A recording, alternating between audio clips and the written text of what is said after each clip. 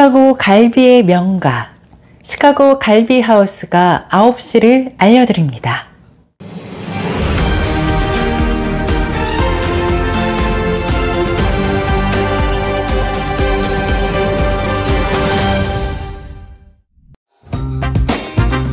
이 프로그램은 가장 안전하고 탁월한 스쿨버스 회사, 새로운 커리어를 시작할 곳, 퍼스트 스튜던트 제공입니다. 여러분들의 새로운 커리어를 시작해보세요.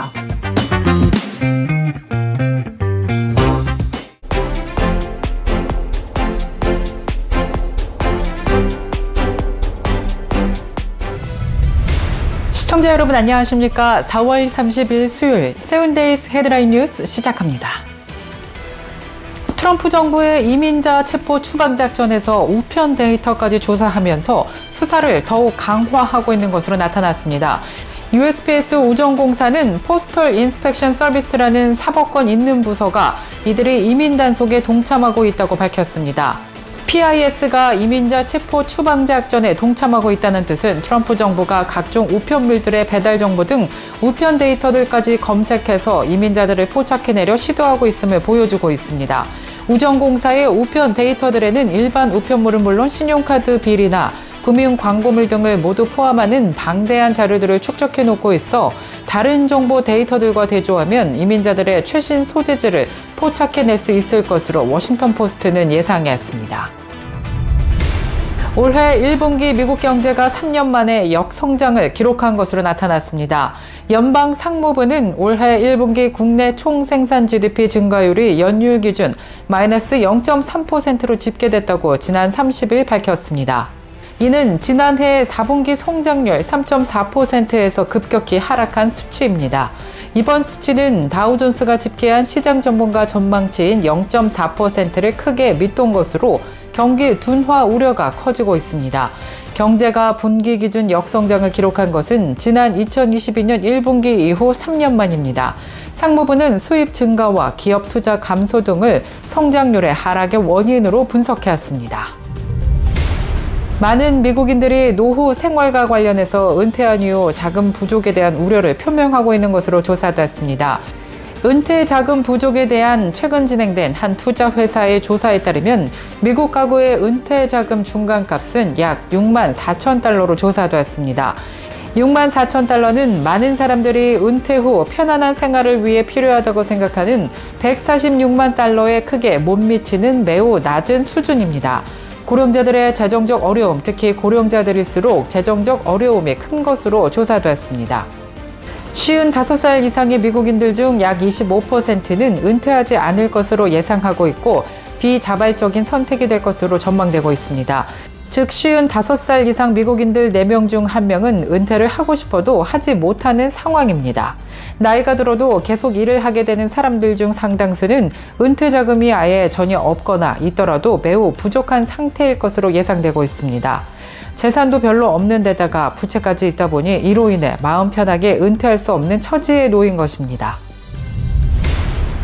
연방하원 공화당이 지난 29일 메디케이드 연방 지출을 삭감하는 새로운 방안을 비공개 회의에서 집중 논의했습니다. 이번 핵심은 오바마 케어 하에서 메디케이드를 확대한 주에서 특정 수혜자에 대해 연방정부의 지원을 인당 상한으로 제한하는 방안입니다. 인당 상한제는 연방정부가 각 수혜자별로 일정 금액까지만 지원을 하고 그 이상은 주정부가 부담하도록 하는 제도입니다.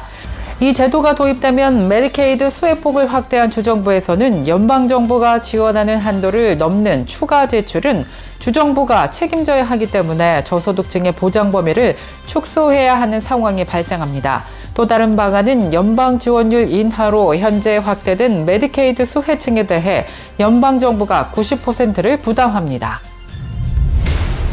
직장인들 사이에서 새벽 4시 기상이 새로운 자기개발 트렌드로 확산되고 있습니다. 월스트리트 저널이 지난 29일 새벽 기상은 더 이상 성공한 리더들만의 루틴이 아니다라면서 이제는 평범한 직장인들도 생산성과 자기관리 차원에서 새벽 4시에 일어나는 삶을 택하고 있다고 보도했습니다. 이 트렌드는 콘텐츠 크리에이터 애쉬턴 홀이 SNS에 오전 4시 루틴을 공개하면서 큰 인기를 모으고 있습니다. 마이애미 거주 한 디지털 컨설턴트는 아이들이 깨기 전 2시간의 집중 시간이 최고의 생산성을 보장한다며 매일 오전 4시 30분에 기상한다고 말했습니다. 뉴욕 롱비치의 한 기업 CEO는 15년째 오전 4시 20분 전후로 기상하며 자신에게 먼저 투자하는 시간이라고 강조했습니다. 새벽에 피트니스 시장도 활기를 띠고 있는 모습입니다. 24시간 헬스장은 새벽 4, 5시에도 다양한 연령층의 회원들이 운동에 몰두하고 있습니다. 과거에는 서비스업이나 공장 근로자, 장거리 통근자들이 일찍 일어나는 경우가 많았지만 최근에는 SNS 콘텐츠의 영향으로 냉탕, 햇빛 노출, 간헐적 단식 등과 결합된 새로운 모닝 루틴이 등장하고 있는 모습입니다. 연소득이 30만 달러 이하인 뉴욕주 내 중산층과 저소득층 가구들은 $400짜리 인플레이션 리펀드 수표를 받게 됐습니다. 뉴욕주의 모든 공립학교 교내에서는 또 올가을부터는 휴대폰 사용이 전면 금지됩니다. 뉴욕주지사와 뉴욕주 의회가 지난 28일 이 같은 내용이 포함된 2,540억 달러 규모의 2026년 회계연도 주정부 예산안에 잠정 합의했다고 밝혔습니다. 이번 예산안 합의는 당초 마감일이었던 4월 1일을 한 달 가까이 지나 도출된 것입니다.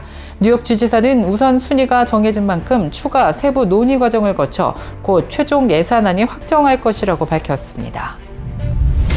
아마존이 미국 시골 지역의 작은 마을의 배송을 확대하기 위해 대규모 투자에 나선다고 밝혔습니다.